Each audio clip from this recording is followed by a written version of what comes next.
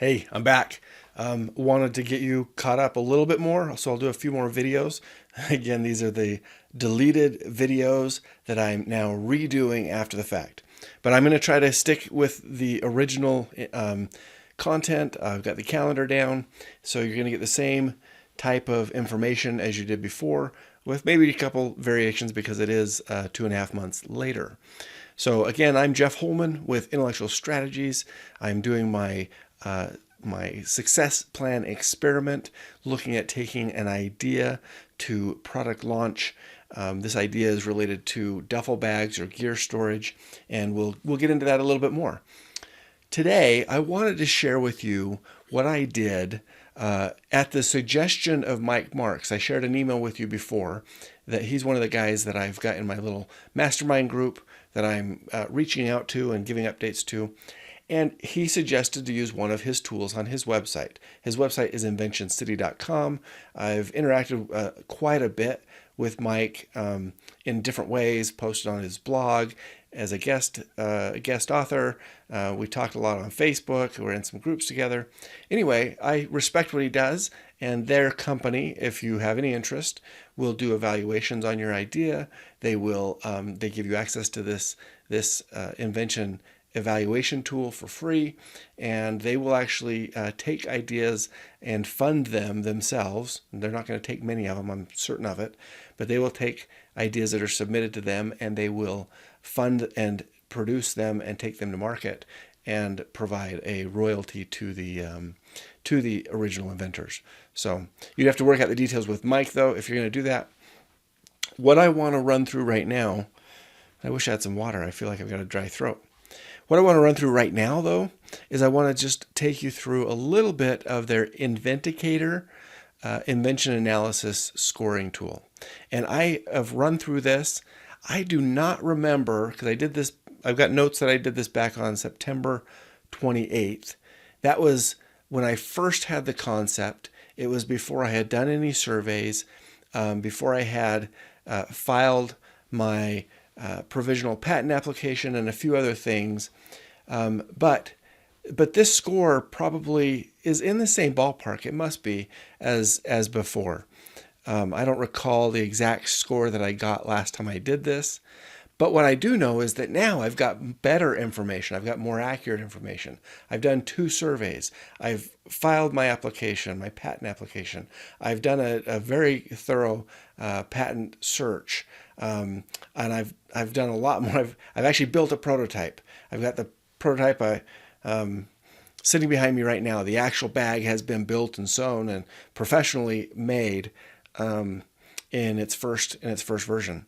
So there's a lot that's happened, but this score is relatively close, I'm certain, to the score that it was previously when I did this before. It's probably a little bit higher because I've completed some additional stages, but overall, the overall factors are going to be in the same range. So what I got from my use of this tool, and again, this is just my use, and it's their tool, and it's input that I've put in based on the algorithms that they use in their tool, and so all of that has some type of error factor, right? I don't know if their tool is accurate. I don't know if it's correct. I'm not sure there is a correct, though. So this is just one touch point to get an idea of what somebody using their criteria they use when other people submit inventions to them for possible licensing. This is the type of criteria they use, and I'm sure it's roughly going to follow the type of analysis they would do before they take an invention and put a lot of money into it. So this is where we're at right now. My score on this, and I don't know what the total scale is. It must go above 200 somehow. My score, though, on this scale is 139. And that falls into the yellow category here, somewhere between the Smart Spin and Gator Grip and Pet Rock, and just below the Paper Pro and the Keurig. I don't know how you say that. I know they're all over the place, though. So I wouldn't mind having the popularity that they have. So let me run through just a couple things real quickly on how I scored my invention, and you can tell me if I'm right or wrong. Let's see. So if I scroll here, so I've copied this. What I did this time is I took screenshots from the website. I don't plan on losing my videos again, but just in case, I've now got it. And I like to put everything into OneNote, but you can use any program you want to just keep track of notes along the way. You will find them useful. You will go back to them. Even if you don't delete 30 videos like I did, you will find a way to go back and use those notes that you've taken, whether it's phone calls with people, notes that you get from people who are giving you advice, quotes, whatever it might be. So here's my screenshots of this. So let's see, that's just the initial part, the guide, development status. I now have a professionally built working prototype. It's, like I say, sitting behind me. And you're going to see this in other videos, and now I'm like time traveling because you get to see what happened in December, even though this video is about what happened in September. Professional prior art search. I did that myself. I spent some time on it. Search results. Let's see. I think there are some very, very easily identifiable, what I would call critical structures that are different than a normal bag. You'll get into those later on another video. A patent has not been issued, but a provisional patent application has been filed, and it was professionally done by me. That's what I do all the time. A trademark has not been filed. I do have a name for it that I've come up with, and I'll show you that on another video too. But that's not really critical to me. I don't think it plays in a lot into. I hope it doesn't play into the scoring very much. But I've done that. Sales channel category, competition. There are famous brands that operate in this space. A lot of different brands are in the duffel bag arena. Everybody knows what duffel bags are. Everybody's in there. And I've kind of looked at both kind of the sports bags industries and research numbers, as well as some of the travel bags, because mine kind of spans the two of them potentially. Independent retailers with online sales. There are a lot of people who sell these. You can go to Amazon and find them all over the place now. And again, I'm just picking for all of these. There are maybe multiple answers. I can't drop down here because it's just a screenshot, but there may be multiple answers that apply.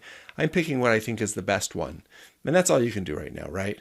The idea is to get a good idea, and nobody's going to rely on it as being perfect, but you want to get a good idea of all the different factors and see where you come out. Let's see, compare to alternatives. This does offer, because of some of the stuff I've done, some faster. I'm not sure that really captures the advantages of what I'm thinking, but it does have some faster aspects to it because of the better organization that it provides. One of the issues with normal duffel bags is you just dig and dig and dig in a duffel bag until you hopefully find what you're looking for, or you give up. Money savings. There's not really money savings there. There's a couple features or drawbacks. I marked the ones where I think there are some potential. The concept strength. The problem, most of the users that I talk to care about this problem. And it's interesting because they care about it. They don't care about it as much in a home setting, but they care about it more in a travel setting. So that was an interesting distinction that I found out when I did one of my first survey. Difference, how big is it? The difference is really easily noticeable. It works alone without other products. And the benefits by the user group that we're dealing with, which is runners and cyclists and people who have, maybe large amounts of gear, but lots of little things in their gear bag. The benefits can be understood really easily here. This is for a consumer market. Again, there's some customer market definition. There are different ways to do this. I think of these, the activity, interest, or hobby is by far the most important. Type of housing and income can also be important, and then the others, age and gender. And I guess I put no targeting there. That was already checked, and I did not uncheck it. But again, I think we're still in the ballpark. I'm not concerned about that. Market size. I looked this up. For the sports bag industry, it's a $1.9 billion industry.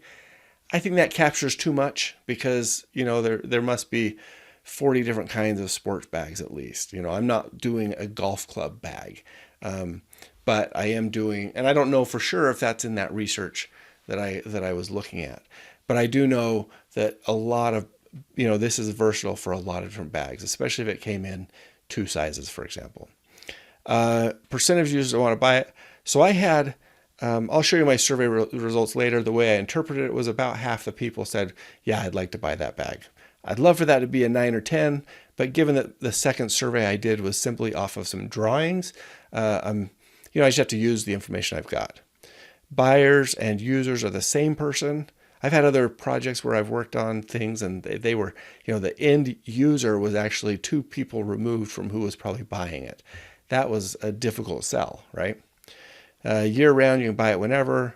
I think 4x is probably a good price. I'd like to be in the 5 to 7x, but I don't think I'll get there. If I found out some of the manufacturing costs related to what I'm doing are a little bit higher than just the bag cost. So MVP, I know I can do it for 25,000 or less. I've got product here and I could make 10 more of them for $1,200. So I could start making these and selling them today if I wanted to.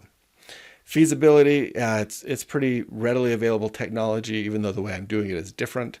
It's not regulated. There's really no social economic considerations to go over.